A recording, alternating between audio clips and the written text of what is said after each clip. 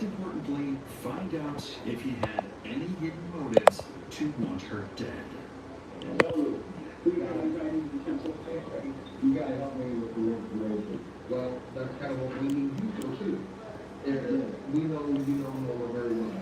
Yeah. I know you guys are debating or love or something like that. Yeah.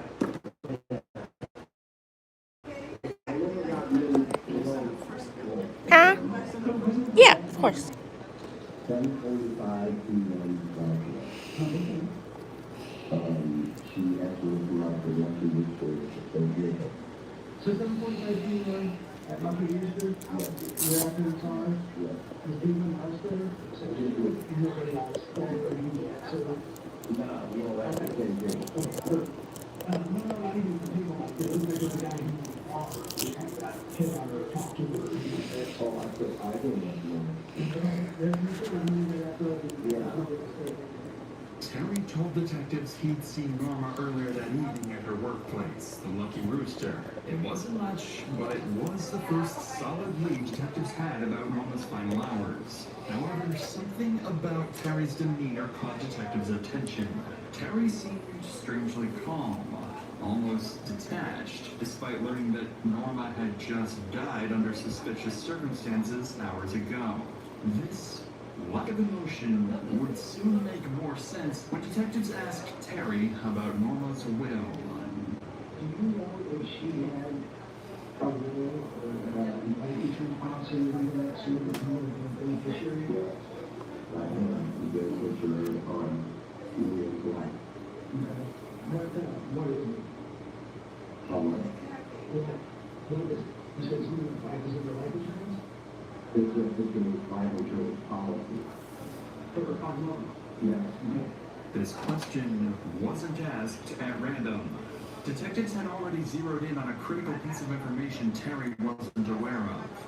After the suspicious interaction with officers earlier in the morning, detectives took a closer look into his relationship with Norma. They quickly discovered Terry was the sole beneficiary of one of Norma's life insurance policies, and that just hours after learning of her death, he had already contacted the insurance company, urgently inquiring about collecting the $14,000 payout. And the timing couldn't have been more suspicious, as Terry's call came shortly after he drove past the crime scene and asked officers about Norma's condition. With this revelation, Terry Dietz quickly became one of the prime suspects in Norma's murder, alongside Neil Howard, Norma's volatile son, and her still unidentified date. Conveniently, once Terry started feeling the pressure, he began pointing fingers elsewhere. I can know somebody's power go. Whose power does go? I feel like that people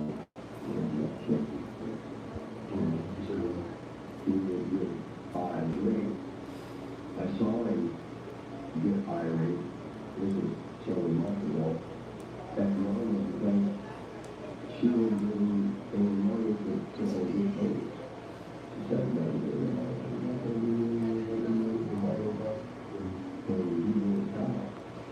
Terry wasted no time deflecting suspicion onto Neil Howard, Hey, happy characterizing him as an Saturday. aggressive, violent alcoholic.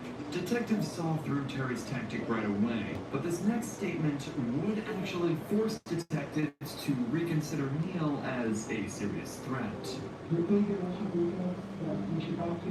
Maybe you probably want to talk to this person, maybe this person. Somebody you know, or this, or that would kill Roy. Or maybe you know we can talk to them, or they can leave you in peace. And I thought there was more than something about 150, not including the hair.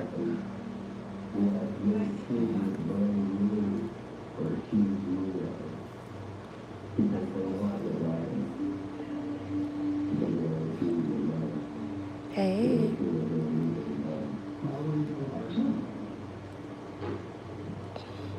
Well, I guess we had a lot of problems with it. If I know, let me start with what I know. To kill his dad, supposedly there was self-defense. Terry's claim here wasn't just a defensive reaction. It was a troubling fact that would compel detectives to end his interview and shift their attention. On November 21st, 2005, in Mesquite, Texas, Neil Howard shot and killed his father, George Howard. According to Neil, the two had been drinking heavily and arguing throughout the day. The fight escalated when George fired a round inside the home. Neil claimed that during the struggle to take the gun away, it went off, striking his father through the eye and killing him instantly. Neil was 26 at the time. He called his sister Andrea, who urged him to contact the police. When officers arrived, they found him inside the house, severely Hey, intoxicated. how do I do what? Neil insisted it was self-defense. He was arrested and charged, but the trial ended in a hung jury. Eventually, Neil was acquitted, and the case was closed. Now, suspicion hung heavily over both men. Neil's violent past was undeniably troubling, and without corroborating his account and locating Norma's date, detectives couldn't clear him. Similarly, Terry's quick presence at the crime scene and his suspiciously swift attempt to claim Norma's life insurance meant detectives needed to thoroughly verify his alibi as well. Detectives needed to keep a close eye on both men for the moment and focus their investigation on identifying the mysterious man Norma spent the evening with. Hey. Fortunately, Terry had given detectives a crucial lead when he mentioned that Norma was working at the Lucky Rooster on the evening before her death. So to verify this statement, officers visited Norma's workplace to speak with her co-workers and collect any helpful information.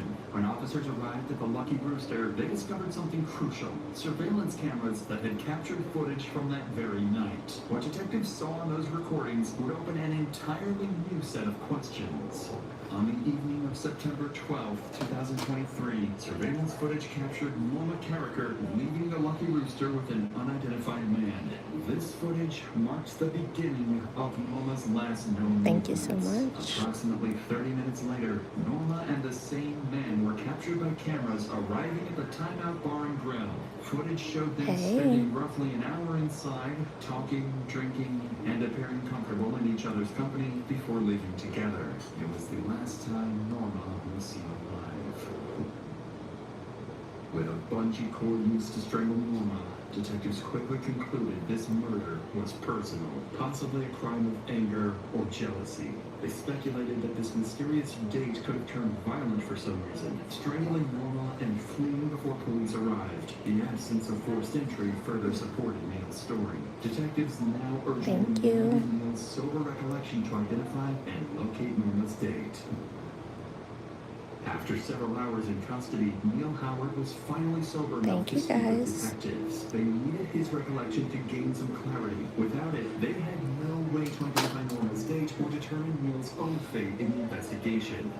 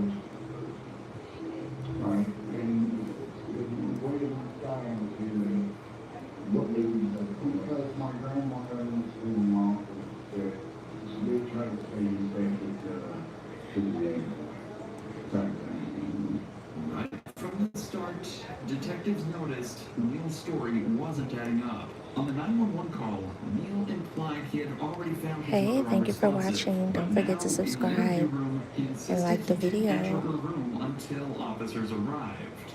Neil would continue giving fragmented accounts I throughout appreciate the you interview, guys. struggling to clearly recall important details. But in between his confused recollections, he suddenly brought up another man, someone he claimed was actively manipulating his mother, Norma. She pointed out, I'll tell you this guy, I'll tell you this guy. Terry is his name. And she won't even work with the job. Tom Kessler took care of all that. She had no bills. This guy, everything is, this guy is being my other sister. This guy runs around town. She's putting this guy. This name's Terry. Though the details were disjointed, Neil seemed upset with Terry Dietz, the same man already under suspicion of Norma's murder, accusing him of taking advantage of his mother, draining her money, and turning her against the rest of the family. Neil's anger towards Terry further confirmed detectives' existing suspicions, giving them even more reason to closely scrutinize his involvement. But by now, Neil had been at the station for several hours and was becoming anxious, demanding to leave. Detectives still didn't inform him of his mother's death, and holding him any longer without explaining why was becoming difficult to justify. It was time to deliver the tragic news and brace for Neil's reaction. You know, I don't think you should do very long. This is going to have everything. Everybody's saying, I want to let her about the flow. No, I said she was hurt. So that's why we're making this into what we need to have you around the okay?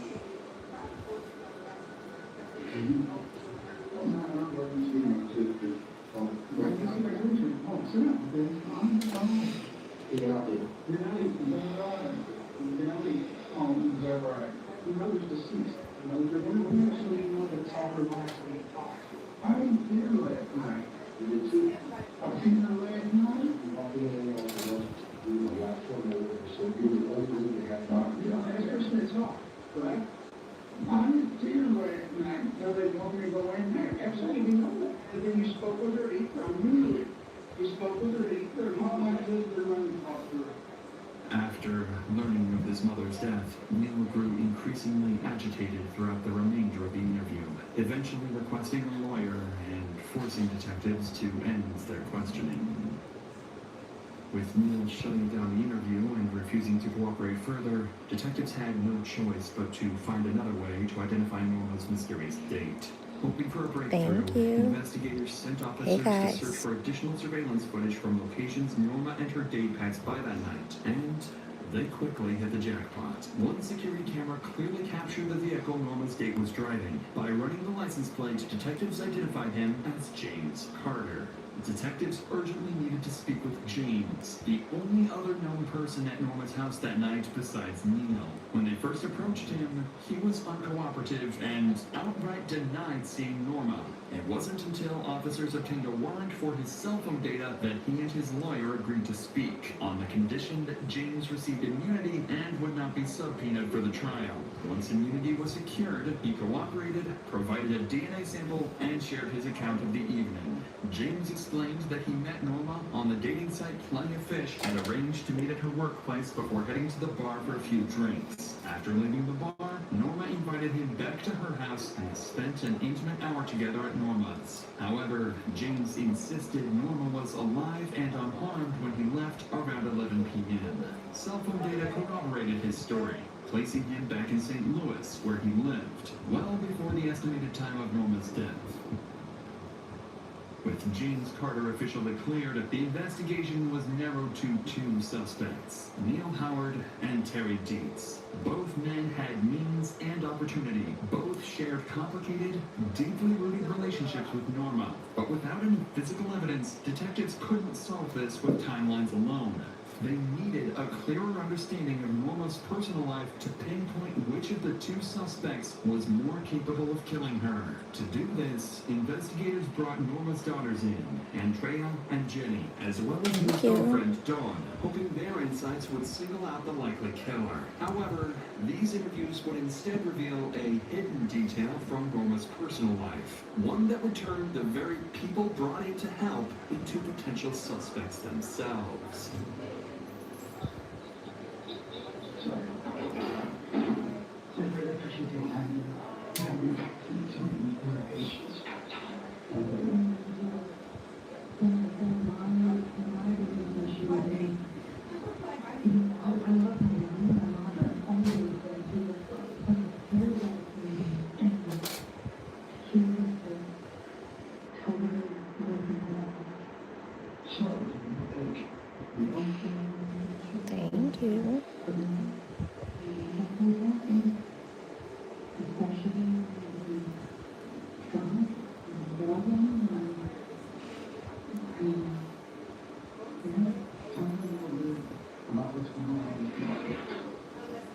was so in love with that man. It's ridiculous, you know, and just my mom's relationship with Terry meant more to her, you know, than the relationship with her daughter. Well, and I guess what I'm saying is Terry just used Thank my mom, you. you know, for her money and Hey. that, and you know, just lost a bunch of weight.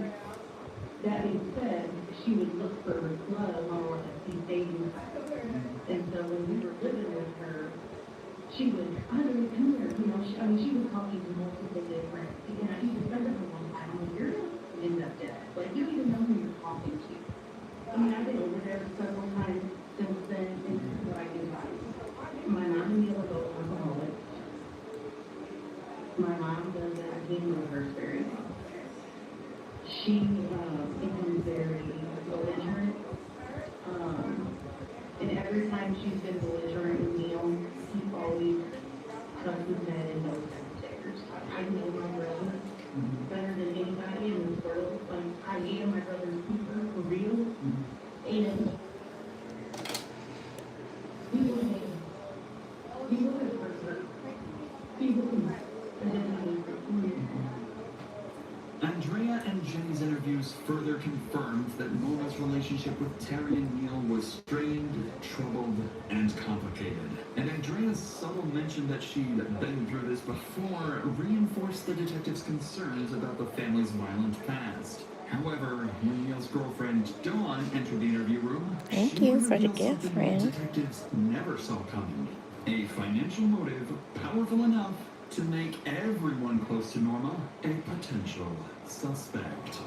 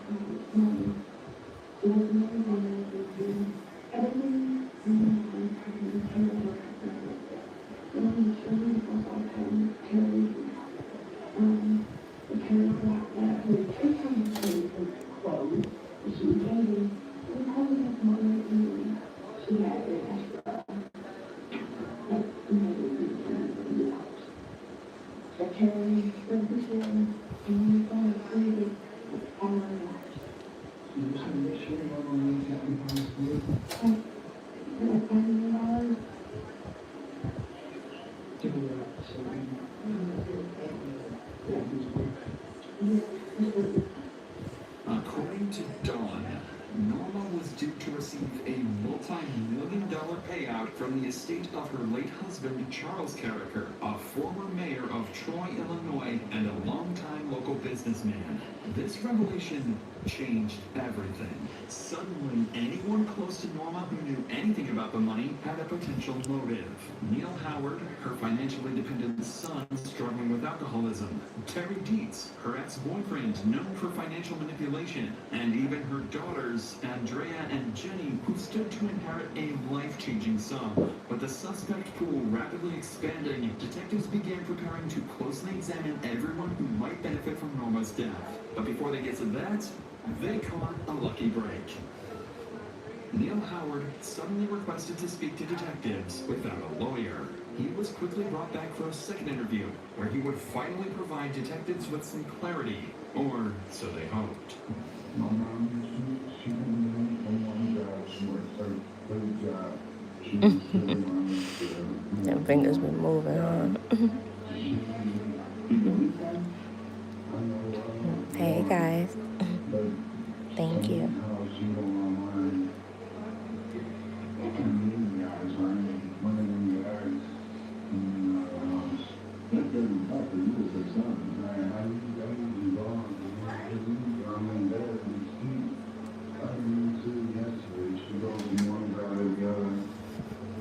Sister was supposed to come by and take me to our old house, which is in Georgia, to clean the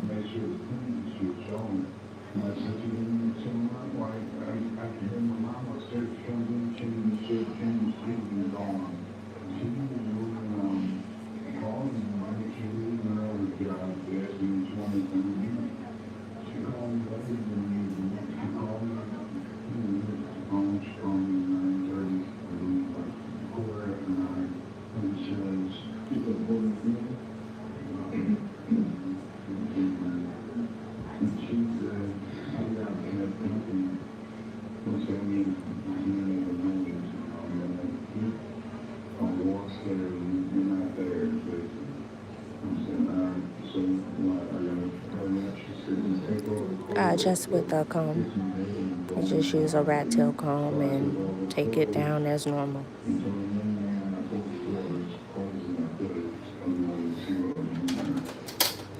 Like the tip of this, they'll just put it in and take the braid down.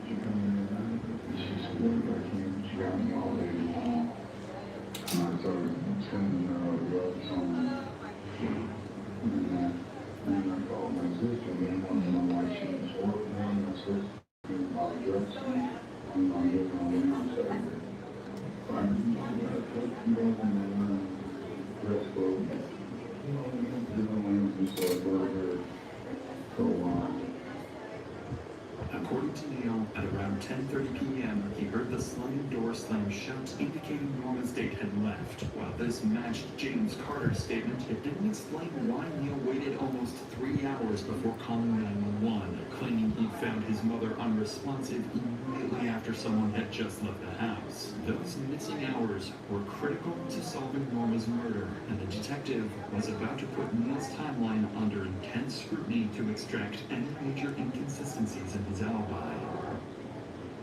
Were you drinking last night? I was. What did you have to drink? I got a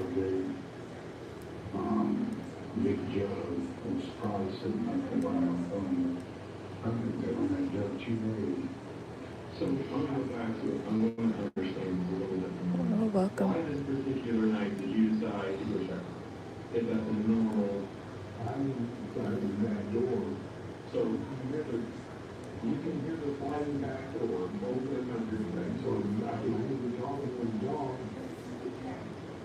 Okay. And she was like, and I heard her say to the other one was there, he made a play, howling out, hold the door, howling out, it's so bad.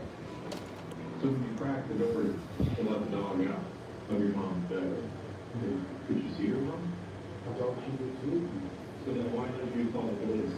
I called my sister and I called my girlfriend first. If your mom sleeps face down and between the pillows, with a blanket over her, why? What made you decide to call the police?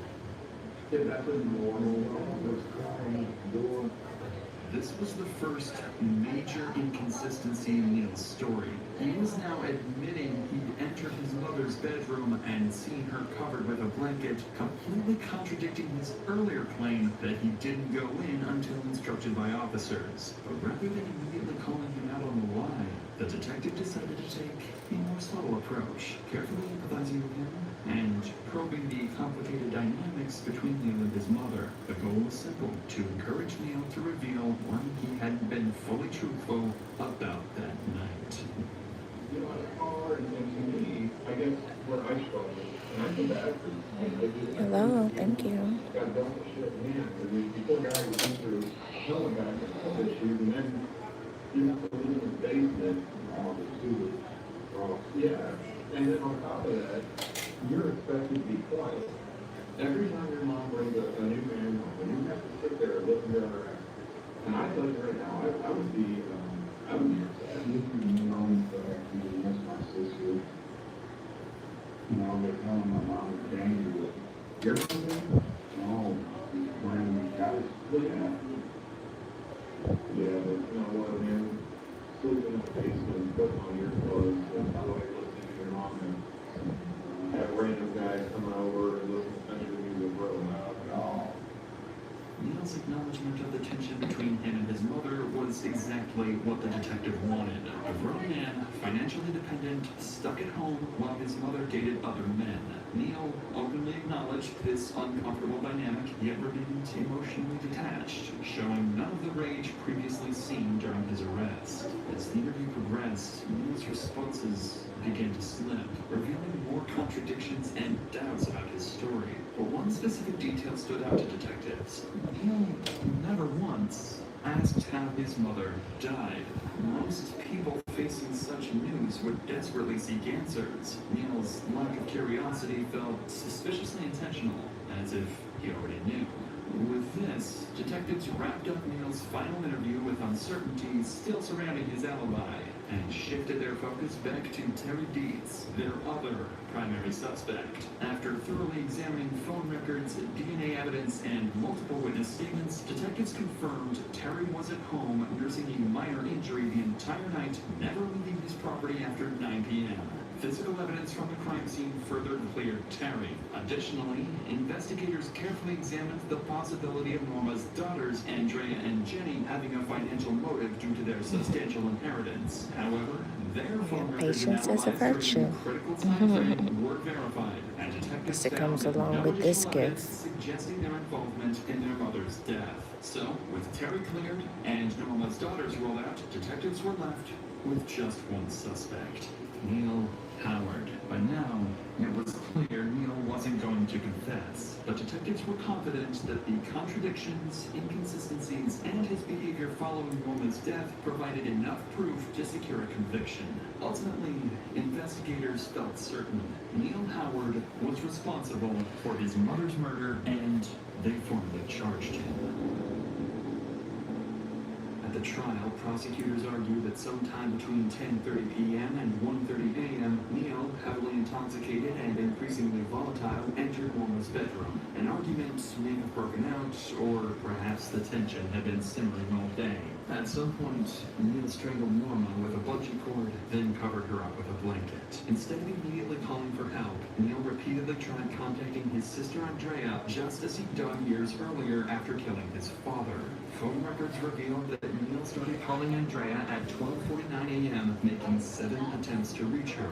The final call occurring at 1:30 a.m., moments before dialing 911. The jury reviewed Neil's shifting accounts, the physical evidence, and his documented history of violence. Prosecutors painted a clear picture. Neil Howard was unstable, violent, and entirely capable of murder. On February 10, 2025, Neil Howard was found guilty of first-degree murder. His sentencing is still pending, but he faces up to 60 years behind bars. Special thanks to MyHeritage for sponsoring this video. Dive into your past right now with a completely free 14-day trial. Click the link in the description or scan the QR code on screen.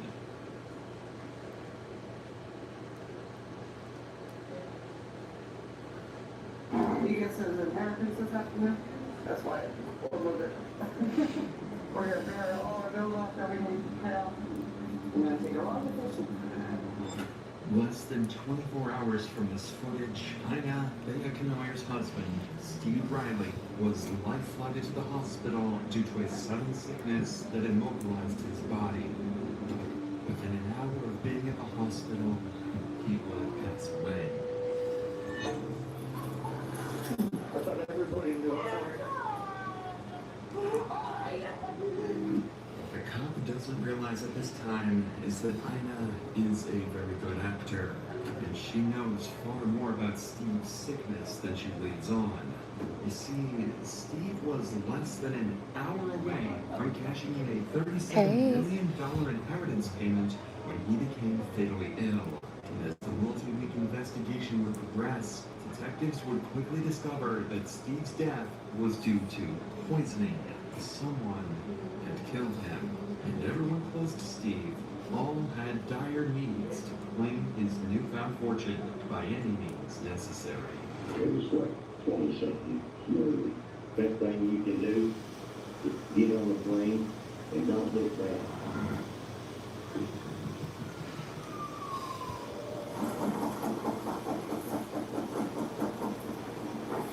Police department. It's the police department. It's not jail. This body cam was recorded the night before Steve Riley's death. Steve and Ina's drunken neighbor had been harassing them and other residents of the neighborhood, so Ina called 911 to de-escalate the situation. What makes this specific footage interesting is not the situation with their drunken neighbor, but rather what Ina would tell police after her $37 million inheritance fund that she's just hours away from cashing in. Yeah. I'm trying to keep in everybody's door. Who was the other? Busted to my light. Yeah, busted everything.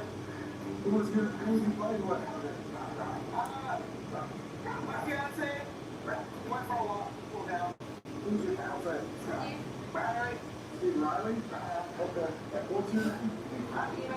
Yeah. Is your fiance here to go? He got it. That's what for him. Okay. You know, we just want to talk with him too, just make sure he's all right if possible. Good point all the way over there. That's good. So what actually happened tonight? What were they fighting over? Chad was trying to kick in the door. Just for no reason or just drunk. He does that. Where do you think your fiance would have went? Just get his side of the story real quick. Oh, I don't know. Does he got a phone on him? No, they don't have a phone until this afternoon. But this is where Ina reveals something she shouldn't have. Their plans to pay off all of their bills, which had over the years been racking up. And she does this for one reason, to brag. He gets his inheritance this afternoon. That's why we're moving. We're gonna pay all our bills off that we need to pay off. His lawyer gets here today at 2. I saw his paperwork for his money. Okay. And then he's gonna go pay that. That his lawyer he'll pay the rest of his cost for. And then take a long vacation. According to Ina, Steve is set to receive an inheritance from his late uncle tomorrow, which supposedly is enough money to turn their lives around completely. What police don't realize at this time is how enormous this inheritance sum really is. In 2016, Steve's friend had received a call from a man named Marcus Riley, who claimed to be Steve's long-lost uncle from Ireland.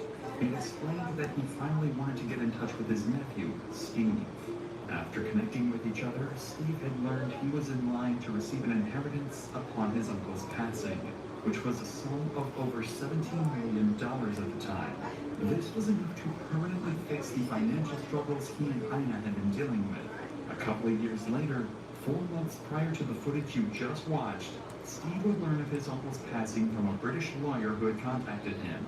Additionally, he would learn that his $17 million inheritance had grown to over $30 million due to his uncle's successful investments over the years. That's why Ina cannot hold herself from boasting to the police. Hey, thank you. Tomorrow, they plan to meet with their lawyer to officially sign the documents and claim the $30 million inheritance fund. The two plan to take the money and live with Steve's long-lost family in Ireland, quote, living in the castles. Hey. In less than 24 hours, Ina will be rich. So as officers leave for the night, Ina would make one final statement about how her life was about to change forever. Do you want to step back inside, and then if Steve shows back up, we're going to try to look for him and get his side of the story as well. If Steve shows back up, if you just want to give us a call or have him give us a call, we'll talk to him then, okay? Yeah, he's gonna stop by anyways, like I said. Sounds good. I've only been able to put like $5 on his fine, but at least it was something. Okay, that sounds good. We're gonna pay it all off, all at once. Perfect, thank you. Steve would return to his and Ina's apartment that night, and the two would patiently wait, not being able to sleep, as they counted down the hours until they would receive their millions. The plan to receive the funds was simple. At 2 p.m., the group would go to the airport to meet their lawyer, who was flying in with their inheritance paperwork. Ina and Steve obliged and would arrive at the airport alongside their two friends, Billy and Wes, before patiently waiting. However, while they were waiting for the lawyer's arrival, Steve would become extremely sick. He would claim feeling drunk, even throwing up in the airport bathrooms. His heart rate was rapidly increasing, and his condition worsened to the point where Wes decided to take him home to help him treat his sickness. Ina would wait at the airport for the lawyer to arrive. However, he would never show up. And after a couple of hours with no lawyer, no money, and a sick fiancé, she would return home as well. Everyone believed that Steve had suffered from a heat stroke as a result of working on his truck for hours that morning. But Steve's symptoms were far more fatal than the heat strokes he had received in the past, even experiencing fatal signs of kidney failure throughout the night. And in the morning, Steve would become completely unresponsive, forcing Ina to call 911. My husband's really sick. He got heat stroke yesterday, and now he's not waking up. And come on, wake up. What's the phone number you're calling from? I don't have a phone number. It's a phone that never got finished getting set up. Come on, babe.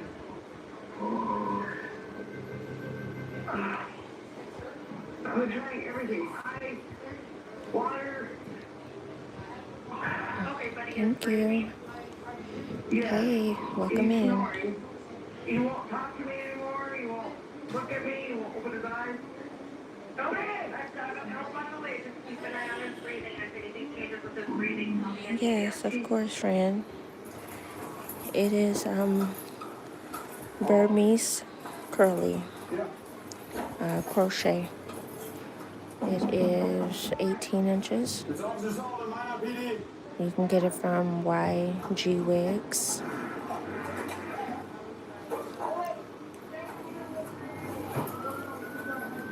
Inside the home, officers would find Yeah, I can do any Steve type of hair, friend. unresponsive. They would drag him out of the house through piles of trash and filth.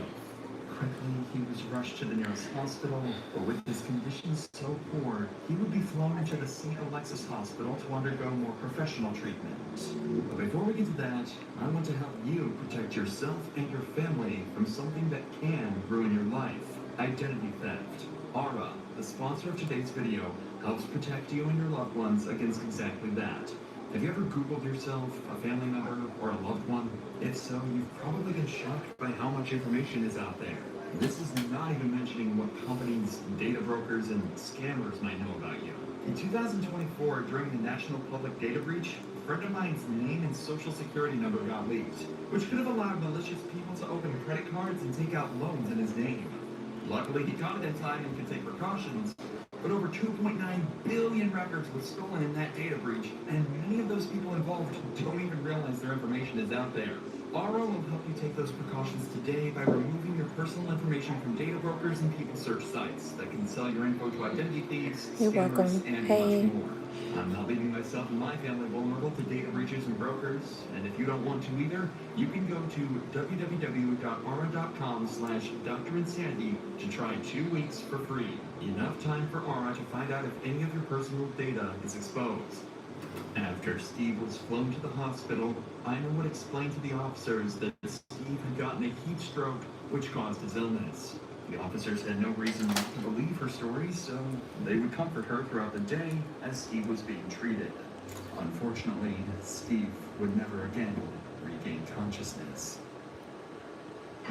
This is Billy Burkhead, Steve and Ina's neighbor, and he was with Steve and Ina the entire day of his sudden sickness, even working on the truck with Steve and traveling with him to the airport.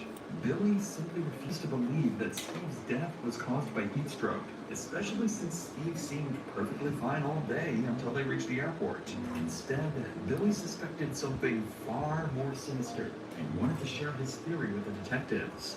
So, the day after Steve's death, Billy would call officers back to apartment 912A to detail his side of the story. Welcome to poison. Almost certainly poison.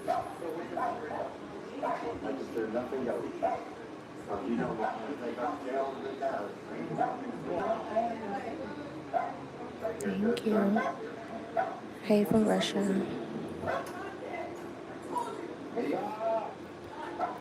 He's dead. And he was poisoned. Billy's explanation for Steve's death is, well, horrifying. If Ina truly did poison Steve, then his symptoms would make sense, and would add up far more than the idea of him having a heat stroke.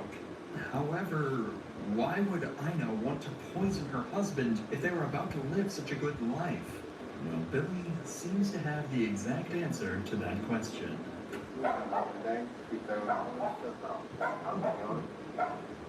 From his house. Come out and talk me down. And we're supposed to go up to the airport. Make this guy get one good money. Get nothing out of the car. Have nothing in the house. Every night, he comes home. And then next morning, she's calling all his stuff out. She was supposed to call him, but she never called him. Billy thinks that Ina was secretly planning to split with Steve after the inheritance was received, even going so far as to throw his belongings out of the house after they returned from the airport. Even worse is that Ina lied about getting help for Steve after they returned from the airport, pretending to take him to get treated when in reality, they never left the house. Unfortunately, Ina overheard all of this talk and decided to give Billy a piece of her own mind. Take it off. Not worth it. Hey, Sarah. Hey, Sarah. I need to take a picture. Picture what? What's that?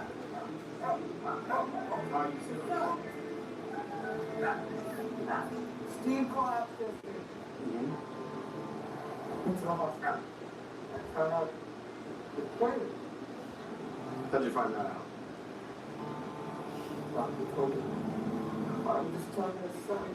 Don't ever stop that. They're nasty. They're nasty. Ina coincidentally seemed to put the blame on the neighbors, calling them evil people. It's become more clear that Steve's death was far more sinister than officers at first expected. Officers now had a potential homicide case to investigate. But as they went to leave, one officer accidentally broke the news to Ina that her fiancé had passed away.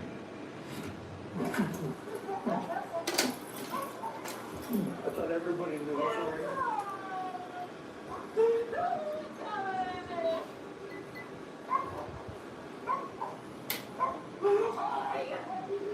I guess his son is on his way here.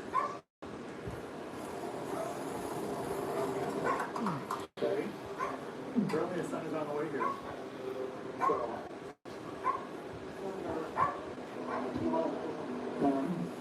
Ina's reaction to her husband's passing is one of the strangest I've ever seen. She starts bawling her eyes out, then suddenly jumps right back to her normal self, as if she hadn't even heard the terrible Fast. news to begin with. It's becoming more and more clear that something is not adding up. Billy was not the only person to initially put the blame on Ina. In fact, he was only one of many who would come forward with their concerns. In fact, Billy's wife, Lynn, had stated that Ina had made horrifying statements in the past, alluding that if she was to ever kill her partner, she would poison him using antifreeze. To add to the pile of already incriminating information, Steve would be tested for ethylene glycol in his bloodstream, a key ingredient in antifreeze. To nobody's surprise, the results showed toxic levels of ethylene glycol in his system. This information would serve as the catalyst for initiating a formal homicide investigation into the death of Steve Riley. Following the commencement of the investigation, a series of intensive interrogations would be conducted with all parties connected to the incident, including Ina, to ultimately solve Steve's murder. However, before that, Ina would launch a plan of her own. It must have been made apparent to her that she was in hot water, as the day after this encounter with the police, she would call them back to apartment 912A to explain theories of her own. Hi. Okay, what's going on?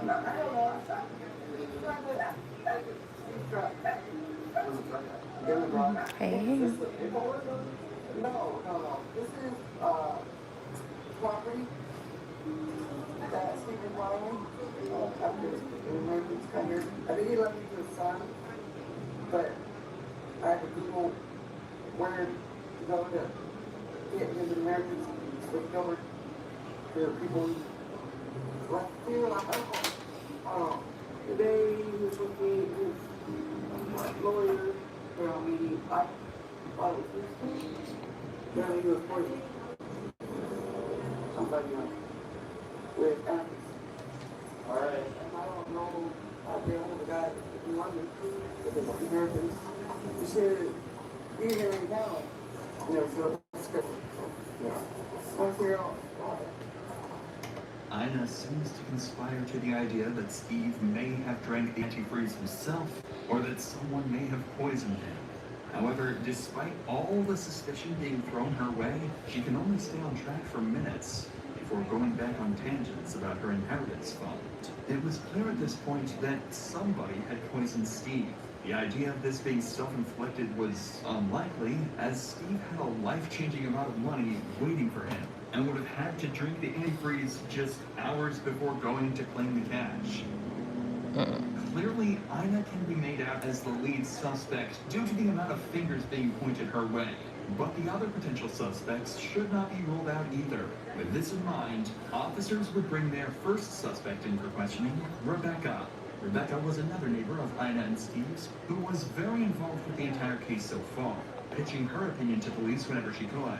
Rebecca was brought in primarily to add to the pile of evidence to confront Ina with later. But as the interview would continue, strange red flags would arise from Rebecca's odd personality. You guys know my daughter. Yeah, how's she doing? Yesterday, got work from mysterious ways. She was arrested, released. She said, this is, the demons that are in her, the spirits that followed her, was able to change her gut sheet. So maybe they'll stop lying with her. I pray she does. Starting off a homicide interview explaining how demons left your daughter's butt is an interesting way of proving your innocence. But the detective isn't here to judge, rather, to get to the bottom of Steve's death. So he'll ignore these strange remarks. I'm a nosy neighbor. Well, I know what cars belong, what cars don't, who lives in my neighborhood, who doesn't, so yes. That's good. We're investigating these passing just because it sounds like. Yeah, I tell you, I don't know, whatever I know. How long have Steve lived there? Did you know of? Approximately 2 years. Okay. How was their relationship that you know? The first year was, Steve was looking great, doing great.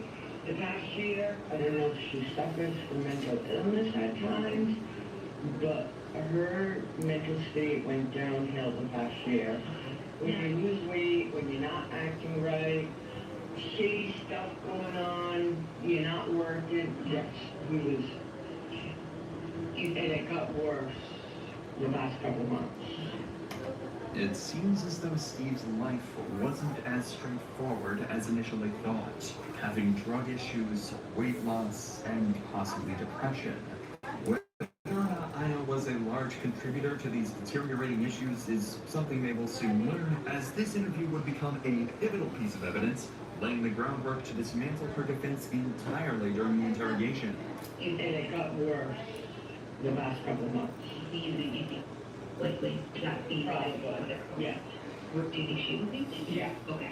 And alcohol use too. Okay. Yes. Both of them? Yeah. Okay. So Steve has been before in the past about Yes. about getting money? Yes. How many places? Yep, it's not on my site, so you just have to text me To receive was something he and let me know, and we could set something up. in mind, I got people you. like Rebecca on how much he was actually getting. As we'll soon find out, this number was much, much larger than 2 million. One. His uncle passed away, yeah. First, he said he was gonna leave it to Ina, and then they were fighting, and a couple months later, he said he went back and changed it. He told me, he's like, don't tell Ina that I changed it. This statement from Rebecca would explain what Ina was talking about last time she spoke to police, and how she was trying to switch the will over from Steve's son to herself. If Ina discovered his plan, it would have given her a strong incentive to do whatever it took to change the will back in her favor, possibly by any means necessary. And it started 5 months, and he goes, yeah, I got a will, I'm leaving everything to Ina if something happens. And then it seemed like 2 months after that, he's like, Oh, sorry. Yeah, that's yeah. Oh, you're talking about leaving them? Yes. You know, I'm gonna get this money and leave work, get my own place, so I go back to California.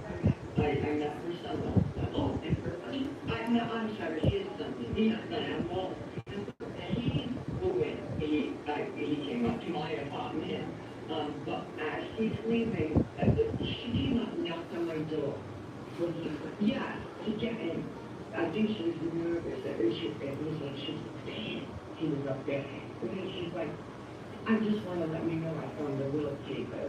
So she said it's going to be a little she found the will keeper. Yeah. Yep.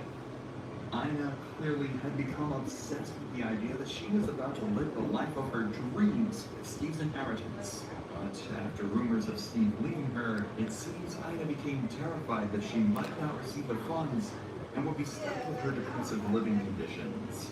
It's now become obvious how these events and Steve's strange death could be correlated to one another. However, as Rebecca had stated herself, she was a nosy neighbor, looking for any rumors or conspiracy theories to help solve the neighborhood drama. I've also cut out over 40 minutes of completely false information Rebecca gave to detectives, which certainly doesn't add to her authenticity. In order to further confirm the accuracy of these claims, 2 more reliable sources will be brought in the following day: Steve's son Ryan and Billy Burkhead. If anyone would be able to give proper insight into Steve's life, it would be these 2, as they were by far the closest people to Steve.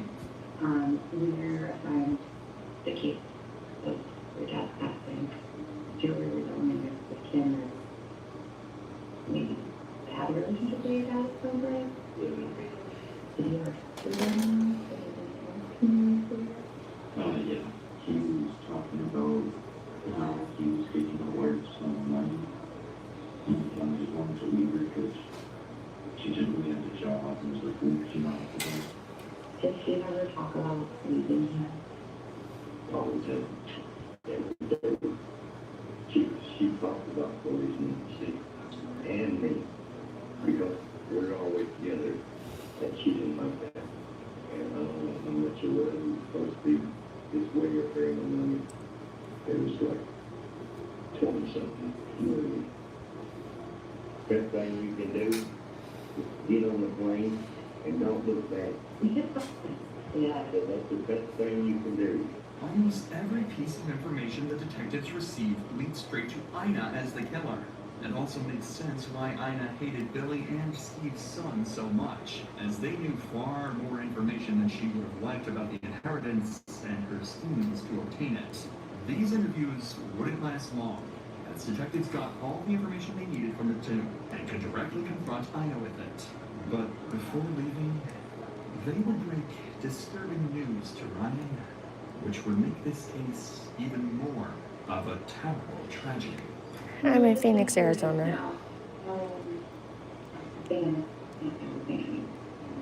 Which, I mean, I know, obviously, sure, but by all looking at, yeah, it's like it's I mean, it was a box. So, and that was I think, sure that's it, words. And all the emails that they tried to send back to the sender of those emails, it always came back on. Welcome. The inheritance was a scam. Steve had lived for the past 7 years under the impression that if he just patiently waited, living through his terrible living conditions, he would come out with more money than he could dream of and finally enjoy life. Even worse was that this very scam that stagnated his life for years may have been the cause of his very own death. With such a pity of a case, detectives would go on to interview a handful of other suspects in order to get as much information as they possibly could to help break down Ina's defense. After multiple days of interviews, the day finally came to confront Ina with everything they gathered. But despite all this evidence against her, officers knew they would have a hard time prosecuting Ina without a confession or incriminating statements, and that's exactly what they were determined to get. Inside this cut-down 1.5-hour interview, you'll see some of the most clever interrogation tactics I've ever shown on this channel. slowly dismantling Ina's story until all she has left is an incoherent string of lies. So, we have been just talking to everyone, the rest, everybody, that kind of missing, just to get an idea of kind of what was going on in their life. So, we're in a relationship. Okay, how long have you guys been together? 13 years. Okay. Where did you guys? Homeless shelter. In North Dakota? Thank you for the The gift, man. detectives would go on to get more information about Ina and Steve's early relationship, but it wouldn't last long before Ina would start conspiring against Billy and others she wanted to paint as suspects. And basically, stay away. We got identified. Billy and Lynn. I don't like calling people nasty, and I've seen him worse than Steve because he saw a real. People were intimidated by him, just by the look. So why would you want him to get intimidated now? And they're really, really nasty. Felony, breaking into places. I knew they did more than pot, smoking more than pot. Hey, No, he's only from India.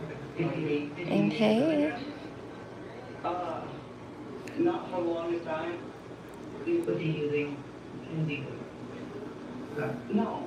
Okay. No, after that, after he got the mat last time, he was like, screw this.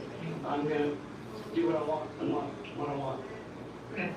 So that's when he started using? I think so. Okay. This would be the first of Ina's lies during this interrogation. She knew Steve had been using long before the incident she described. Thank you. In order to make Billy seem like the villain in their lives, she wanted to make it seem as though he was the reason for Steve's drug use. Take note of Ina's body language while she clearly lies. She glances up and avoids eye contact, constantly fidgets and scratches her skin, and most notably, stutters and slurs on her speech as she tries to make up a story. Keep this in mind for the rest of the interrogation, and you'll be able to accurately point out when Ina isn't telling the truth.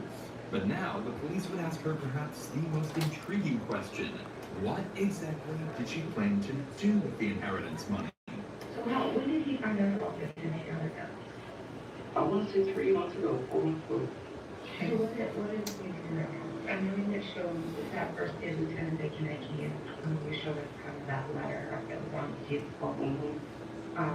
Is that's the inheritance? That was the letter? Okay. And he was talking to an actual lawyer, I guess, from London.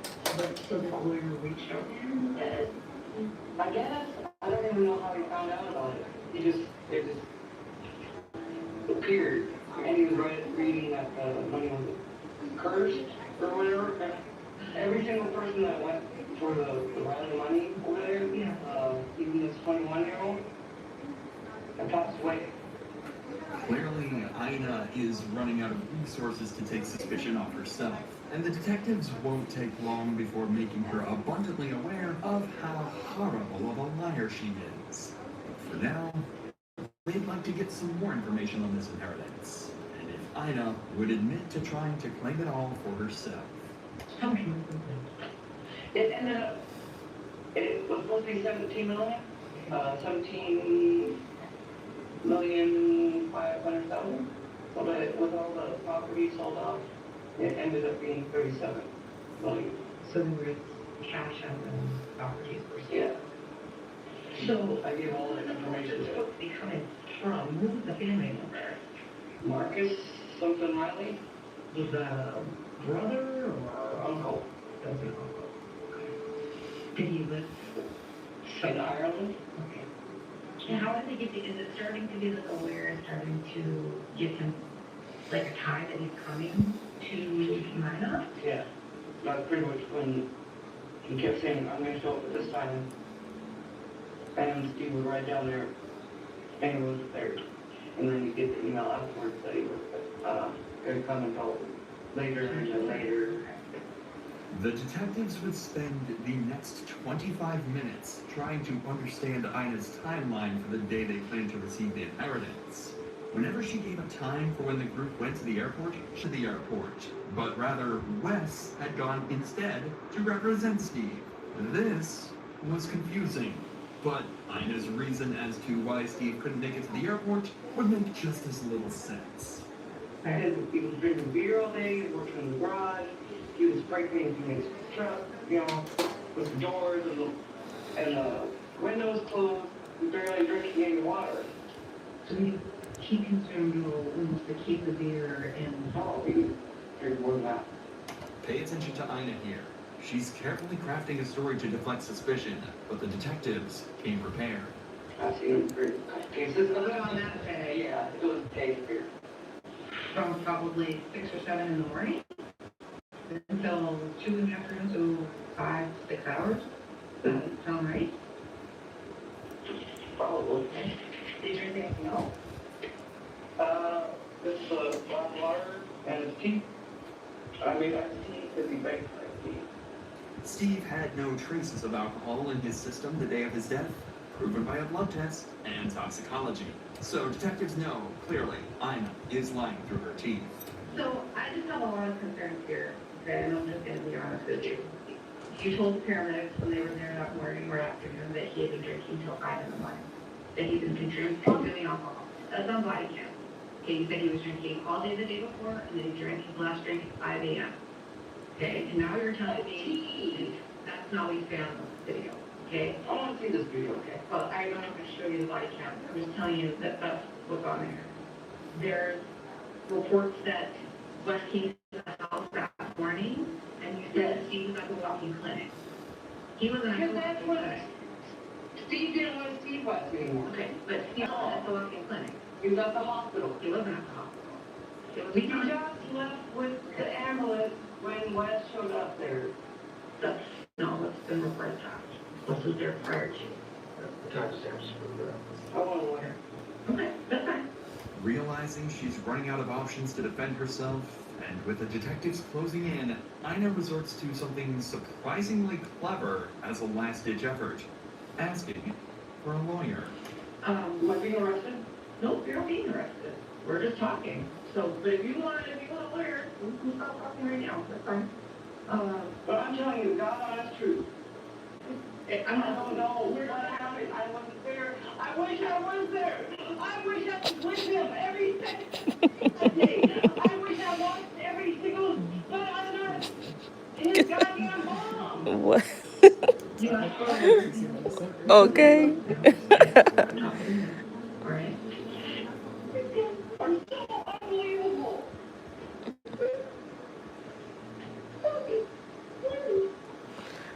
She wanted that inheritance. She needs to stop. The detectives saw through her story.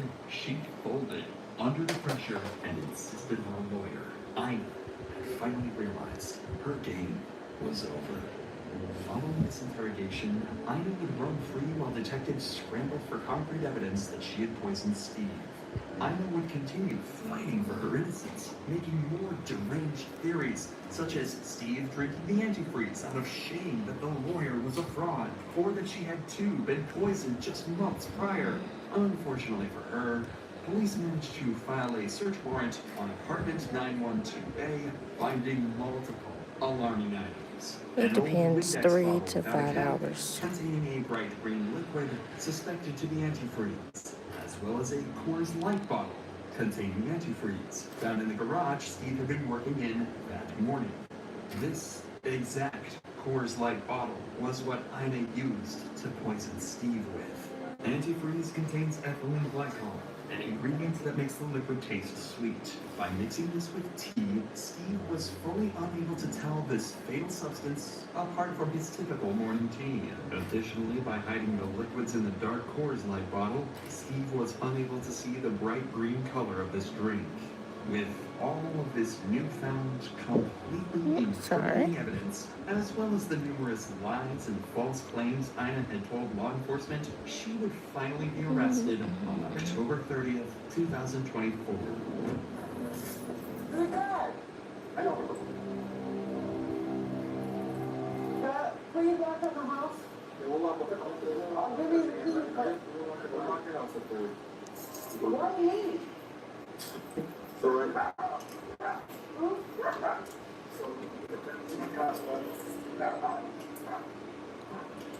We let you smoke cigarettes and be decent? Well, this little something. I never done with you, so. It's on Exactly. Exactly. It'll take you about 2 days. That's why I started offering it. 'Cause I'm like, shoot, even though you could do it yourself, it takes so long. So why not just come over here and pay a couple hundred and get it done, you know? Busy. Yeah, I'm not going to pull any of it. Nobody out here wants to go? Just you? No friends or anything? You have any friends at work that would take them? We just all live with dying, right? We don't know. So we'll have our officers have the dogs and put a hold on them, all right?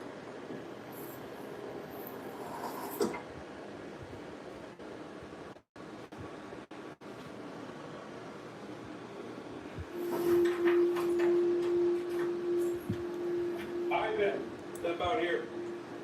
Get a warrant for your arrest. Yeah, so it's for murder charges. This is 60-year-old Aileen Gowan. She is briefly seen here leaving this apartment complex with a briefcase. This is the last time she would ever be seen alive.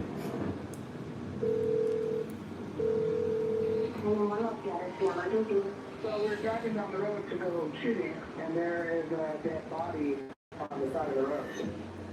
No, it didn't hurt at all.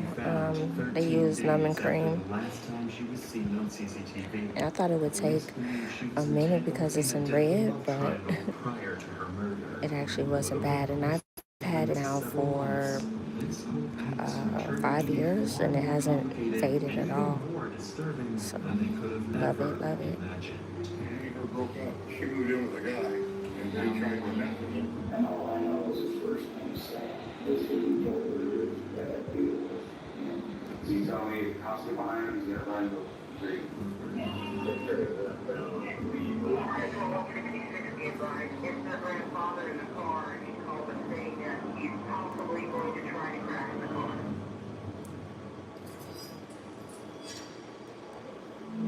On February 13th, 2023, Aileen Gowan was seen leaving her longtime job at Sugar's Diner. She had just told her daughter over a text message that she was on her way to pick up some things from her friend Mike, who she had recently moved in with, after breaking up with her ex-boyfriend, Sam Brammer, only a week earlier.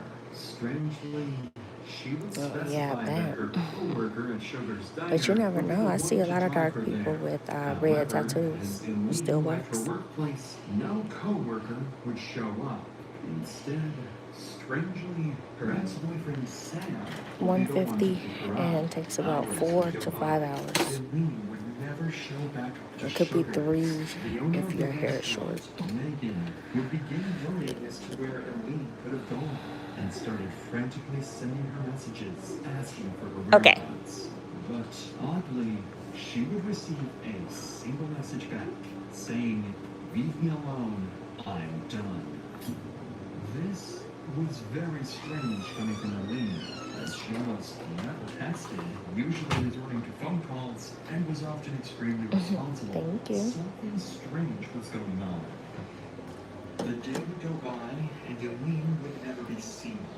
The following day, Aileen's daughter would file a missing persons report for Aileen to the Council of Bluffs Police Department, and an investigation began.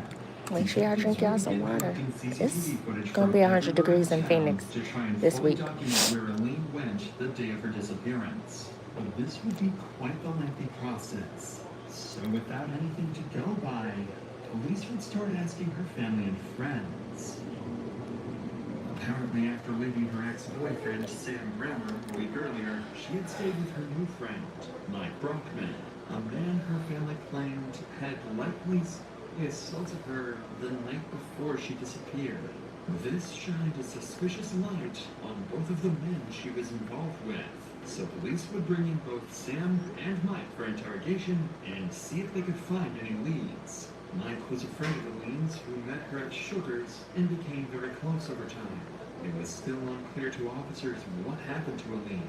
At this point, for all they know, she could have just gone MIA and taken a break from her stressful life.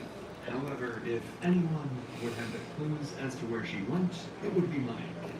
So basically, I mean, as you know, I talked to you on Monday, Wednesday, I guess, was the first day I talked to you. I had received information from some of the family that you and Eileen were possibly in a relationship, or kind of sort of should be moving for a few days or weeks or so.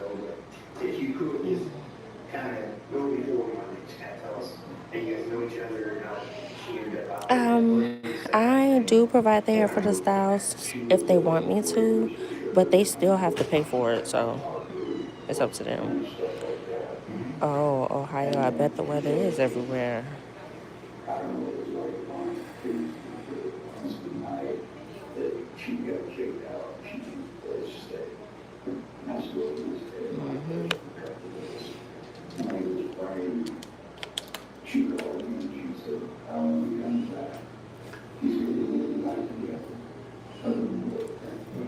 And all I know is his first name is Sam. I don't know if that's hard. And so I was here, and then she called me crying on that Saturday night. She said, "Oh, we got into it. Can I come out with it?" I said, "You come out." But you gotta be on, because I can't have this. I'm single. I don't want anything like this going on. Two initial thoughts can be made upon hearing Mike's story. On one hand, it seems like Sam was back together with Aline, so Sam would be a much stronger person of interest, as he'd likely been the last person to see her. Yeah, I'm from Chicago, so I know how the weather is out there. Midwest. If you learned she got back with her ex-boyfriend just days after moving in with him, he could have played a sinister role in her disappearance. But I don't miss that. Tell his side of the story before confronting him about the suspicious relationship. So I took the word Monday morning. I went over yesterday. Got her off at 5 a.m. And she was supposed to get off at, she said 7 or 8. Her mother was going to pick her up. She's going to go to her mom's and get her saved, take her daughters. And then she was supposed to come back and work at 2 o'clock in the afternoon. Well, I get a phone call from the bar saying, "Hey, he's seen him." I said, "I haven't seen her. I haven't talked to her." No. Oh, she didn't show up. For work, she didn't show up. I said, "I haven't heard anything." And I tried to contact her, couldn't get hold of her. So I sent a text message, and I said, "All your stuff is bagged up. There's going to be 7 behind the bar. You got to get it. I want it out of here. I don't want to mess with any of this." And I heard since 5 o'clock that night, I never had any contact with her, phone, text, or me. And then I didn't know anything until right before you called me that she'd come up missing. Mike would go on to claim that he never had any relationship with Aline and that she stayed in a completely different room to him while living in his house. However, detectives know more about Mike than he thinks, and with some information Aline's close friends shared with them, they don't believe he and Aline were just friends. Has anybody saying to you that Eileen was saying anything about you? Have you heard anything about her making any statements about you and your behavior while she was staying with you out there? No. So you haven't heard that she may have made a statement that you possibly assaulted her while she was out there? No. Okay. That statement was made to a couple people that you supposedly lay down on her bed with her and spooned her from behind. Is that? No. Can you tell me, is that any of that accurate, any of those statements? I would not do that because I expect you to lose count. I guess here's the deal, you're a girl man, she's a girl woman, you know, if there was any kind of whatever contact between you that's consensual, there's absolutely nothing wrong with that. I mean, she was crying that first night she got out. Okay. But there was no relationship, no asking for This information is, well, concerning, considering it would be unlike Elaine to make up blatant lies of this magnitude. However, with little You to talking about the no TV? evidence, other than a few rumors coming from her friends, police can't harp over these allegations and decide to wrap Mike's questioning up. At this point, Mike is still considered to have potential involvement in Elaine's disappearance, but with a lack of leads, they direct I'm in their Phoenix, attention to the Arizona. only other potential suspect. Yeah, it's a Elaine's YouTube ex-boyfriend, Sam channel Remmer. called Midwest Crimes. Yeah, this is Becky Dyer. I'm gonna start the top on the call. My name's Ted Roberts. I'm sorry. I was the last person to know. I didn't say that. I didn't say The that. type of hair is Burmese. This is Burmese curly. Went missing. Sam I like wasted no YG time adding wigs, more but suspicion onto his name. you can The use phone Y recording wigs too, shows that the or detective never mentioned Sam another being brand, the it's up last to to you. see Eileen alive. But I like Eileen YG has been missing wigs. for less than 48 hours It's at like this double point, so drawn the and fact that he's super already thick. So alluding to the idea that she's dead is thank you. awfully disturbing. But this would only mark the beginning of Sam's unsettling choice of words during the interview.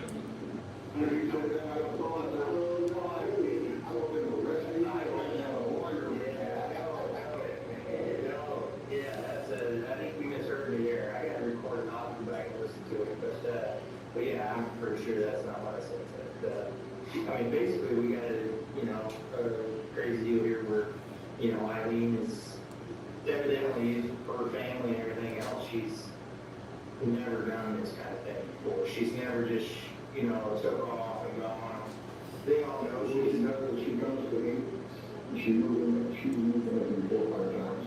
But even when she moved in with me, she said, well, yeah, because they said they talk every day. The daughter and her talk every day, like they need something on or whatever she said. Yeah. if they need something, they'll make it over. Okay. Just like when she got arrested for DWI, she wanted to do all the time, with them, because there's nothing off the law. She's home. Okay. If you could, I need to know Hey, what went on Monday. yeah, I guess that's a What good happened thing Monday morning with you? about the tattoo and stuff too. Okay. You always know my work. Cause I almost guarantee there's not another braider with a numb tattoo on their hand. And I said, I'll be there in a minute. She was going inside. I don't want to make you know that we're back there. You're with me. I said, okay. And I go up to get in the truck. We take off. Went out to this. Those are the women try to do something with it.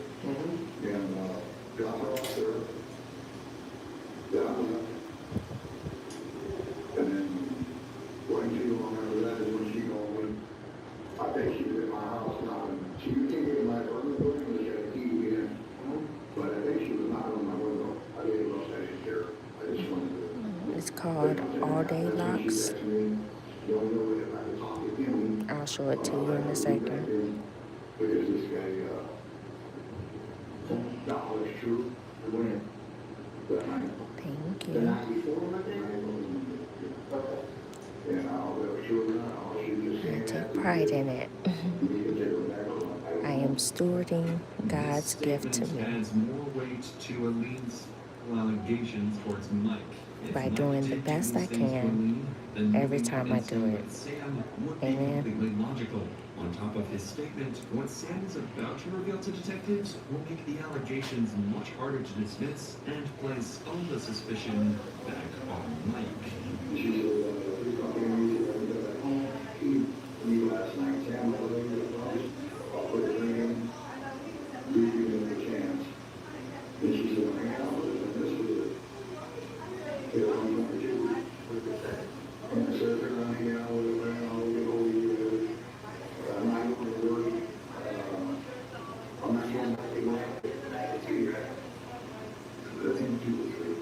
Man, gifted.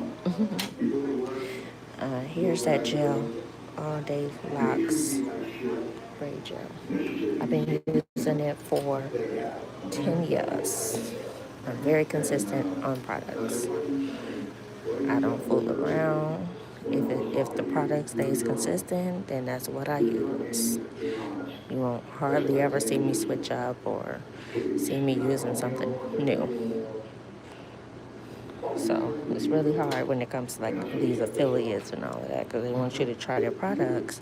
And I'm like, nah, like I'm very particular on my products.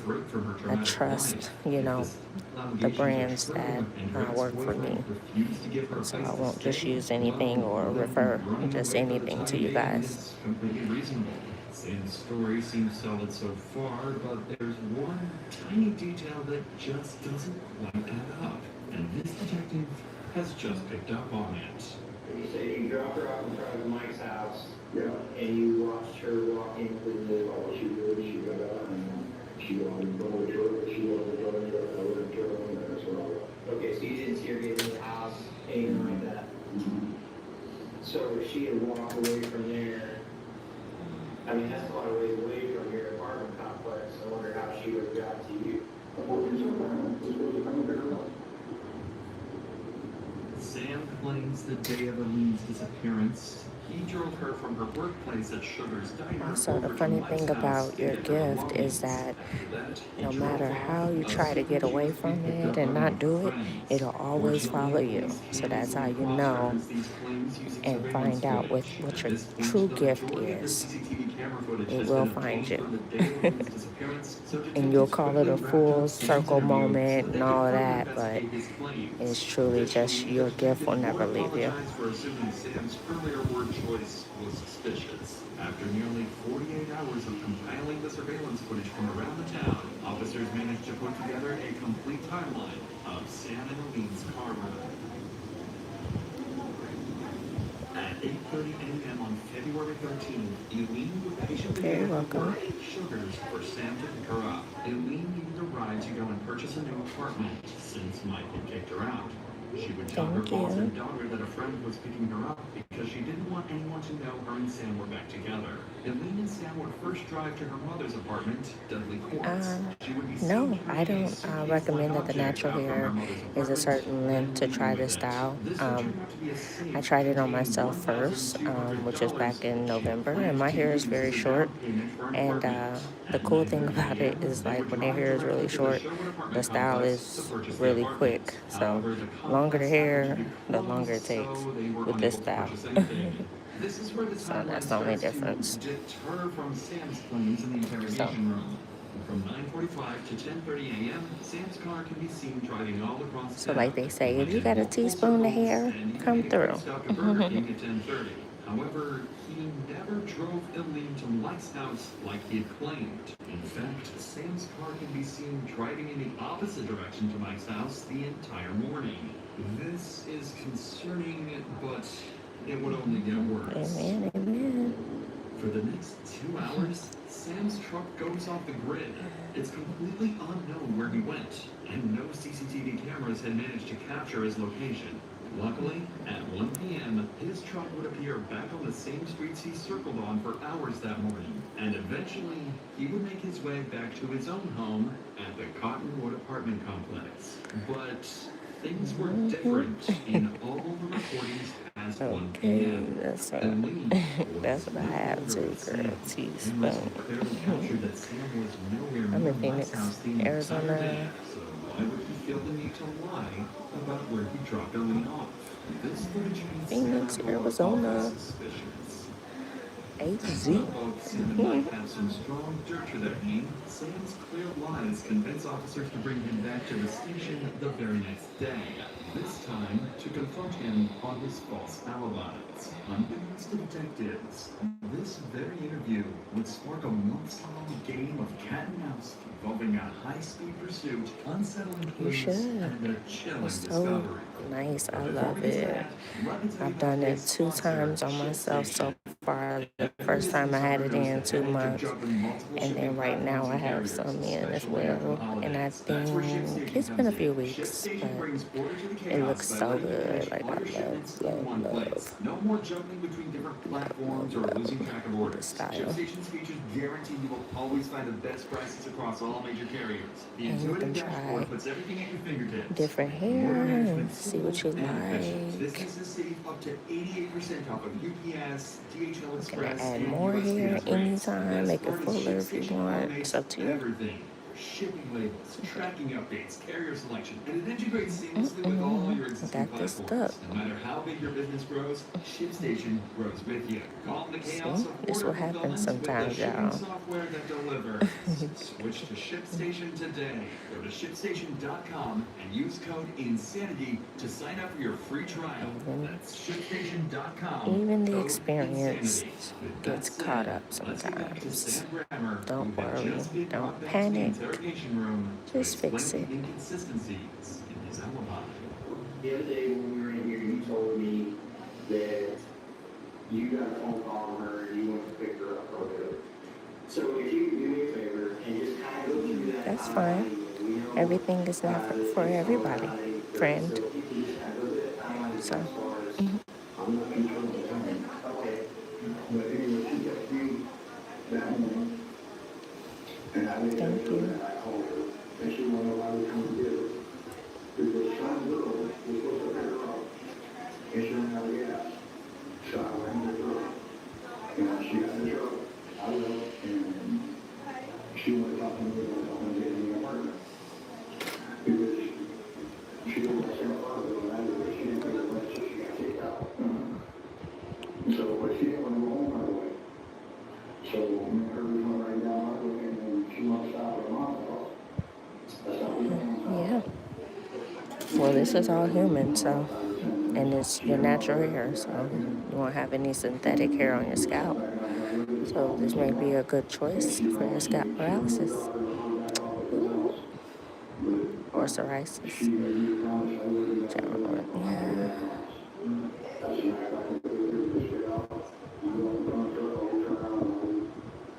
And she said, okay, so you went up there and you dropped it off and I rolled out and she didn't want to go in the driveway in case she was there. Okay. And she had a truck, she walked in the truck, and that's why I want to share her. Okay, that's true. So you went back down the highway, went back down the keys. You left her there?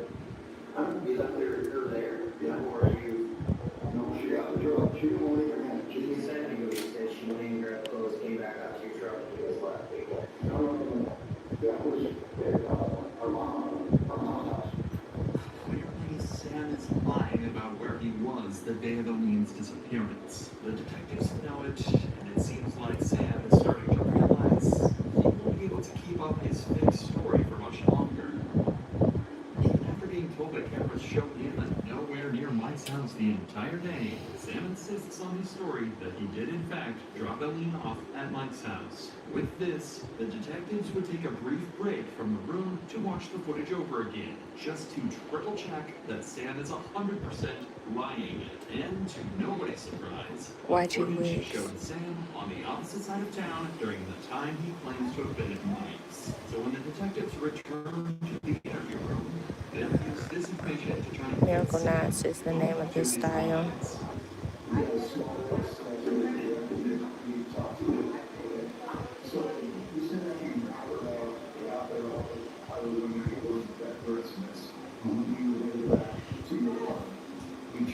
It's in my terms and conditions on my site, so yeah. So everyone who books with me knows that there may be a video. So they already agree. And I try not to put their face in the video when I'm doing live, so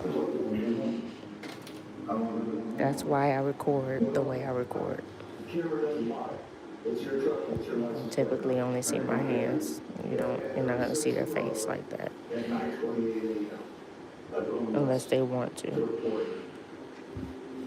then 1 hour later, you're coming back from Omaha, and you're coming back into Kansas. 1 hour later.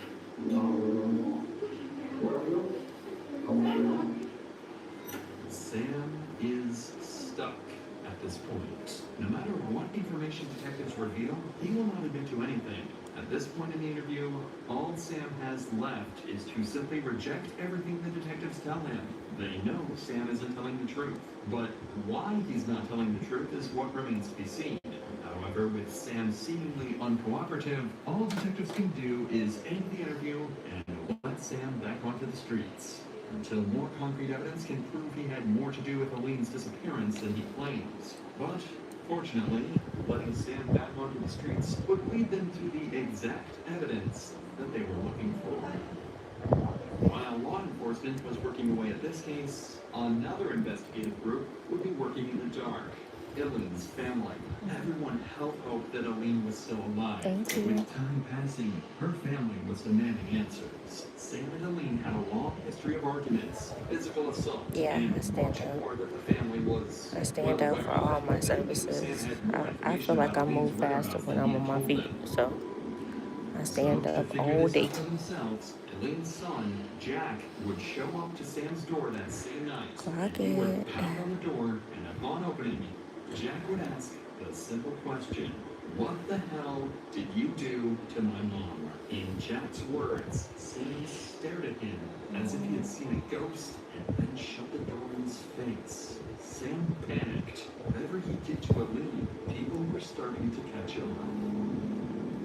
Later that night, Sam would talk to his granddaughter, Emily, and would claim that he was going to harm himself so that he could go visit her deceased grandmother. This shocked Emily, as in her eyes, Aline was still alive.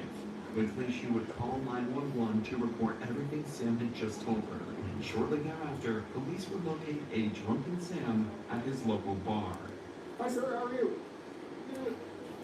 Is this your vehicle? Yeah. Hey, can I talk to you real quick?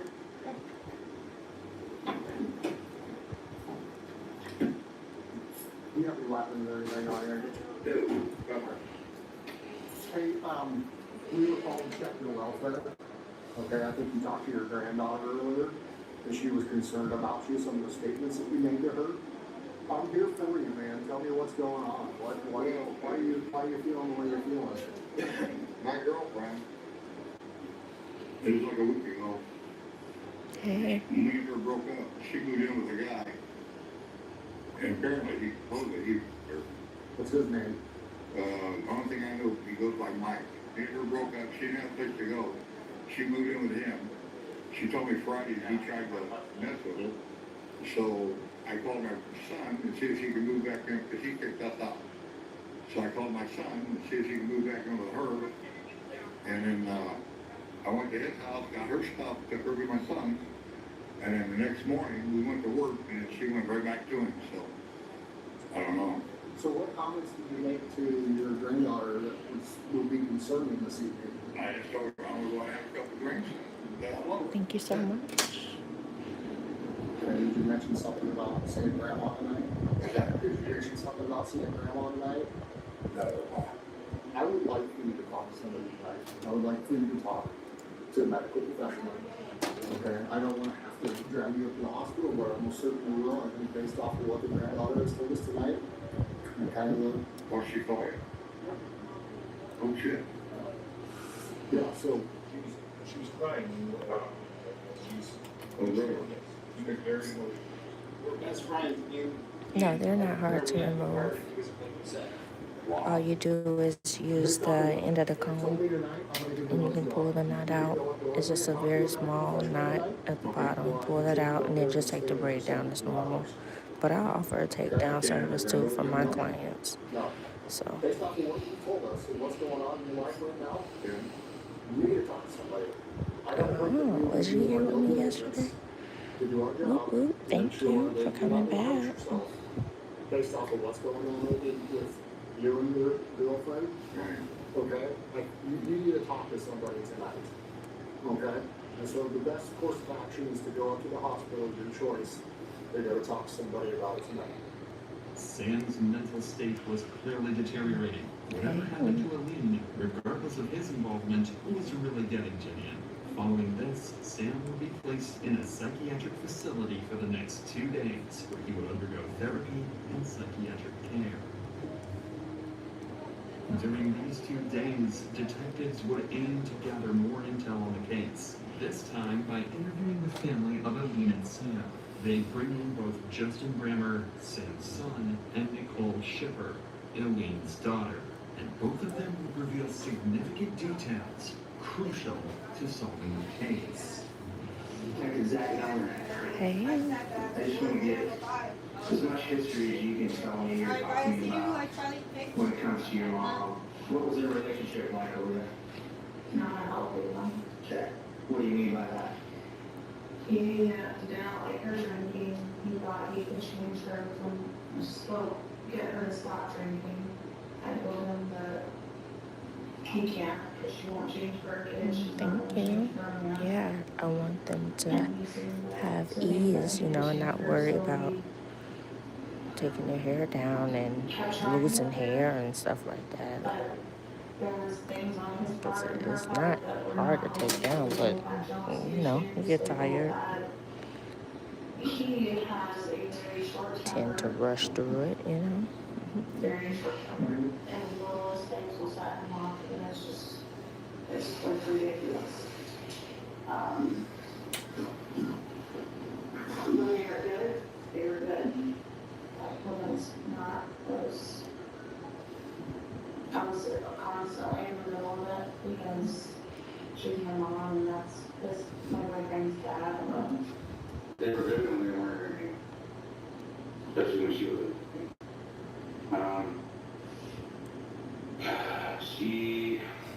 She's bigger, she'd argue, they start arguing, they just escalate. Next day, they were fine. They just, they go to bed angry. Did you ever see it get physical? No, never seen it. 4 hours. He told me she grabbed him by her neck a couple times, but that was it. Okay. Why would he grab her by the neck? She grabbed him, but Oh, okay. It seemed like Sam and Aline had a rocky relationship, but it rarely escalated to the point of violence. And if the fights did turn violent, it was Aline doing the physical harm to Sam. Closer to 5 hours, actually. Last Monday. What was going on? They're separated. She called me. 4.5 right now. We got 4 more braids. She don't want to get back with him because she's tired of him throwing her out for little reasons. And she's sick of not being able to be out of school. You know, one day if you come to Phoenix to visit, you can get your hair done. Did Emily want her to go, or was it That would your be dad pretty that wanted cool. you to go? Was it Sam? Okay. take her back out. Bring her back. I had mine in for 2 months, but it depends on the person and how they take care of their hair. Sam's I family take care of strongly mine. suggests that Aline was in fact the troubled one in the relationship, and Sam tried over and over to cut her out of his life. This only perplexed detectives and simply doesn't explain why Sam's been acting so strangely following Aline's disappearance.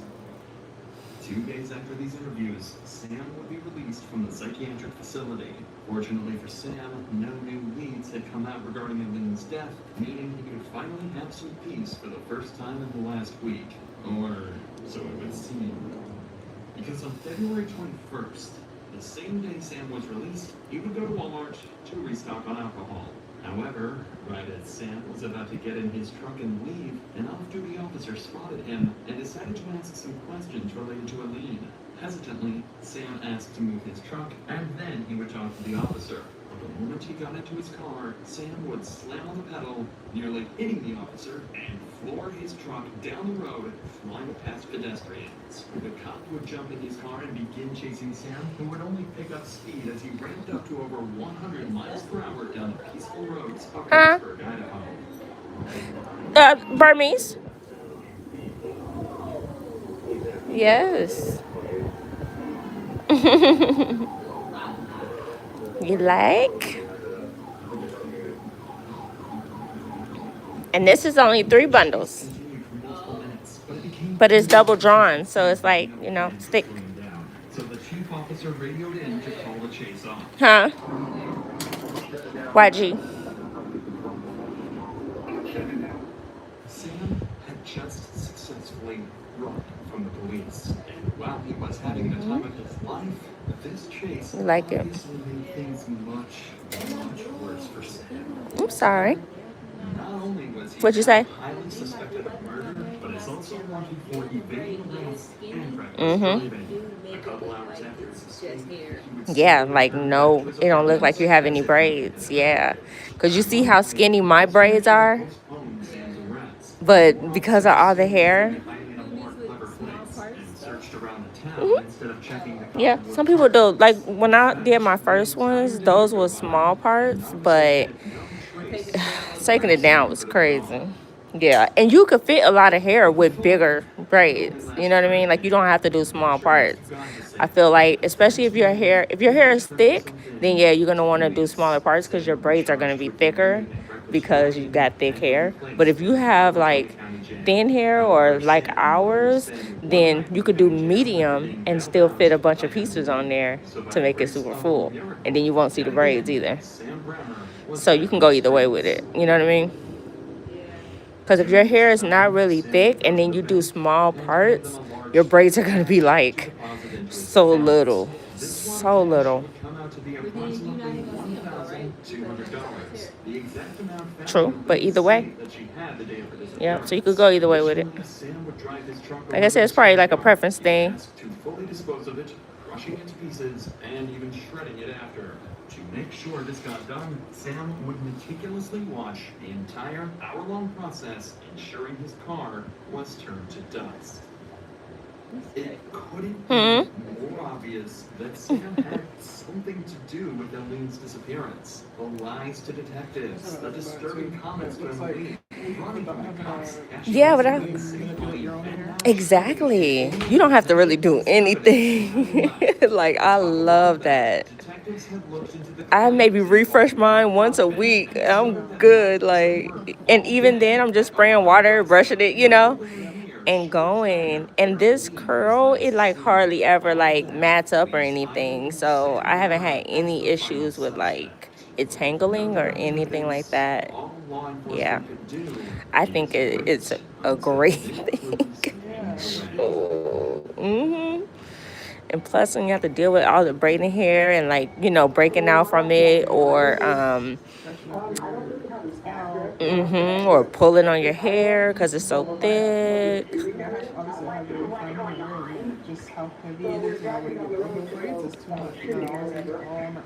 Yep, quick. You can see like my bleed out. You can see because of how thin it is. So it's like just not having to deal with any of that. Yeah. And obviously being pregnant right now, I don't want to do my hair. Exactly, that too. And another thing that I noticed from the last time I got it was my hair grew so fast. And it literally, there was no buildup, and it was so easy to take down. It wasn't like you know how sometimes at the very root it'll be like a little thick or like hard to comb through. It was fine. It was so good. I was like, oh, and it's growing. Because it's just like having your own hair braided up. So yeah. But doing it on yourself, it does take time. It does. That's why when it came out, I was like, let me offer this service to people. Like people who want to do it so bad, but at the same time don't want to sit in the mirror, for 7 hours. Because doing the plaits alone takes time. Like how people be like, oh, it took me 3 hours to do these miracle knots. And it's like, no, it took you 3 hours to crochet it in. It didn't take you 3 hours to do them plaits. Is he here? Okay, just 1 second. Yeah, I was happy to find you because I'd seen the style and I literally was like, Yeah.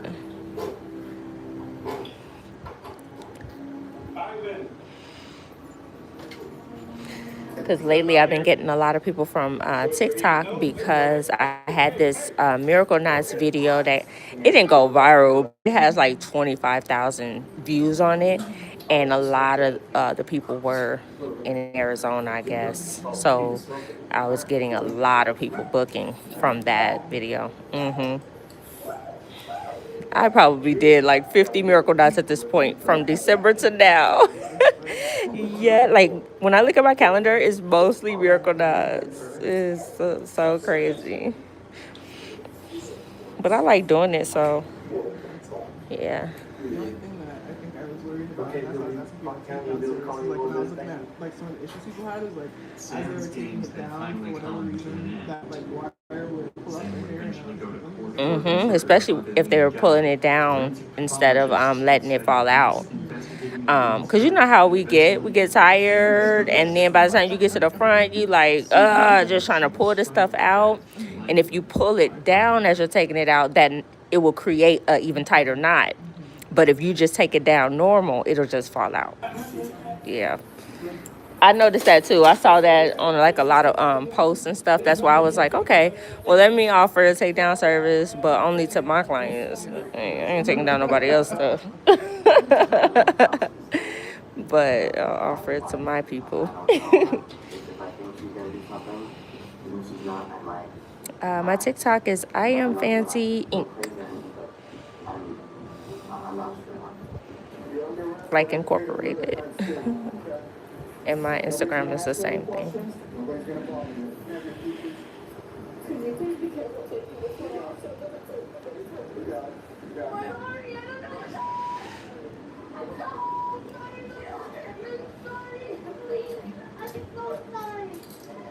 When teens choose to commit crimes, they abandon the innocence of childhood and step into a world of consequences. We're breaking down unimaginable crimes of 5 killer teens, and it's all caught on body cam.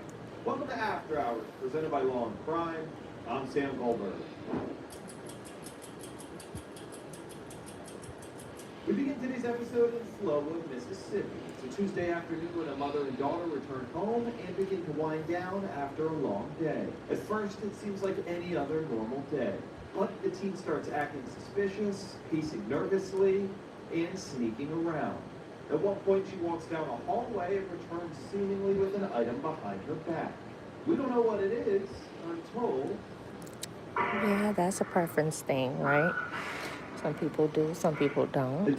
But with the braid being small, the curly hair covers that braid up. So then you look like you have bundles instead of braids. So I think that's what people like the most. And also the lightweight. But, you know, to each his own on that, right?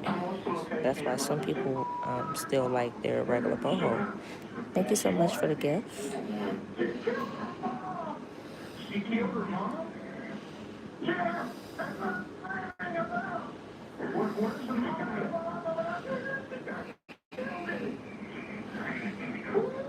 Just like some people who get knotless, some people like boneless knotless, so they don't want that much hair added.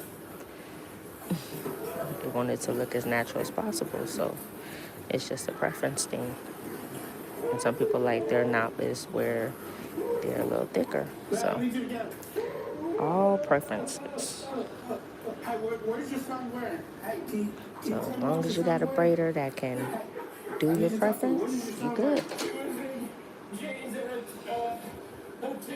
T-shirt, she's got short brownish hair. So jeans, a gray t-shirt, short brown hair. She ran into the backyard. I tried to find her. She jumped the fence and ran. She shot me in the back. It's okay. Does she still have the gun? It's on the kitchen counter. I think one lot round left in there. I opened the cylinder. Don't let in the back door. She tried to shoot me. Hey, I need some gloves.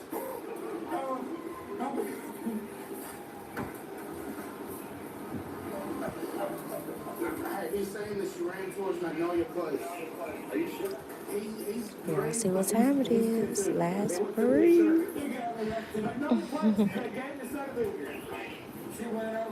Hey, friend. Might look back, going back towards the pond right there.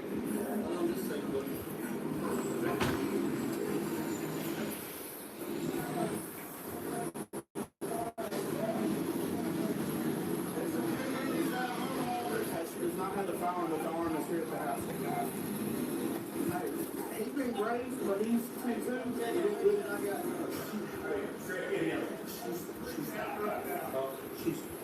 She's laying in the floor with the towel.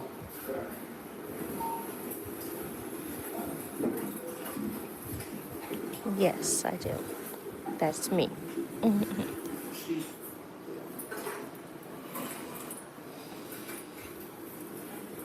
so I got that too, so.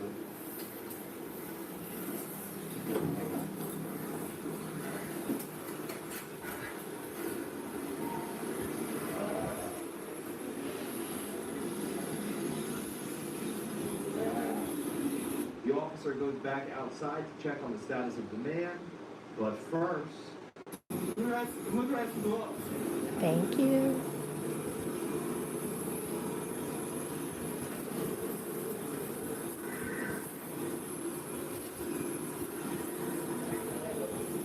You give him a favor? Can you take that tape right there? I don't have many followers over there on TikTok. From my car down the street.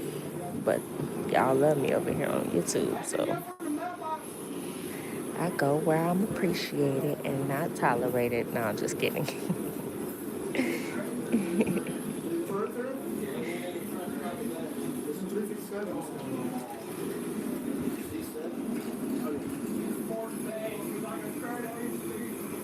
Does she have any kind of, what's her name, bud? Carly Gray?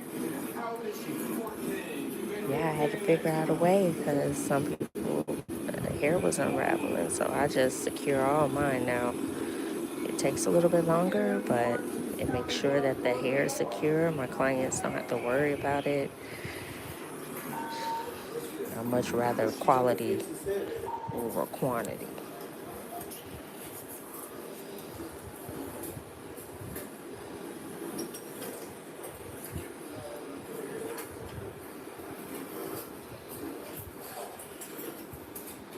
Yeah, 3 times.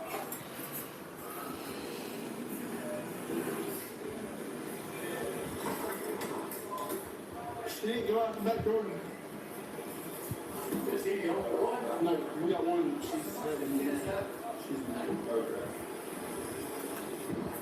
And another tip too, when you put these in, don't do that double knotting. That's when you're putting a knot in the hair for real. All you gotta do is just pull it through one time. It's not gonna come out. So that's what he's claiming. Just grab one piece like that, pull that through, Gray shirt, blue jeans, short brown hair. and that's all you need to do. It won't come out. But when they're taking their hair down, it's just gonna slide out. You need all that extra knotting. But the one that he's saying is Jesus laying on the table, but that doesn't mean she's not on. We don't know if she's gone. I looked at it.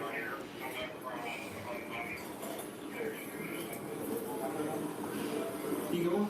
Yeah, I got it. 962.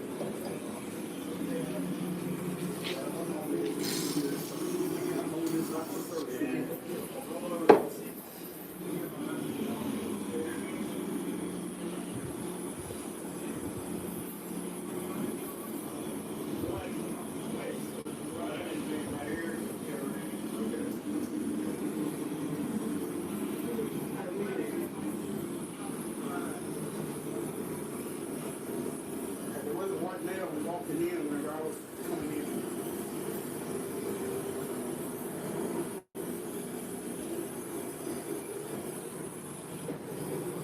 Thank you.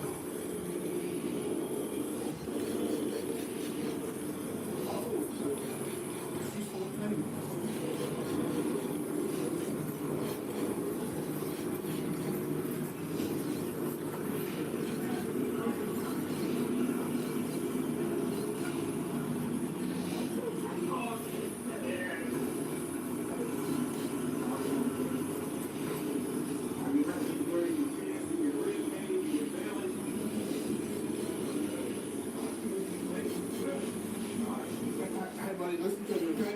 I need to get some information from you. What is her name again? Carly, C-A-R-L-Y. C-A-R-L-Y? Carly Madison Gregg. G-R-E-G-G. G-R-E-G-G? Don't y'all just love this? It's so fire. Ugh.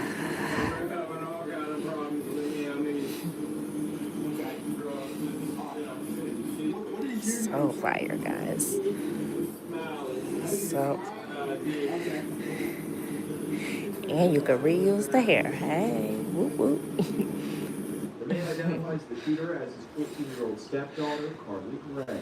Now, investigators have enough information to track down this killer team on the loose. Right now, I can't get a picture. Well, what I was gonna say is if you need to get anything with him, you do it. Yeah. And we're gonna have somebody come to the hospital. I'm sure. Yeah. So I'm just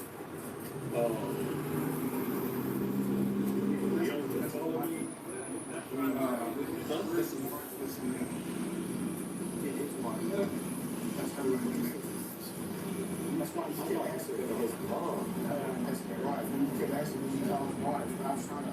Okay, all right. This is a step I was did. Yes. Go ahead and do what you got to do. So he's got to, I'll get information to her. Get some through the shoulder. As of right now, this is him. That she's actually smiling. She's 4 years old, and then the one we're looking for is Carly Madison Craig. She's 14. They've been having issues with Yeah, I see it. But if it's from him, if we need anything else from him, if it's wrong with him, I said we'll probably send somebody up there with him.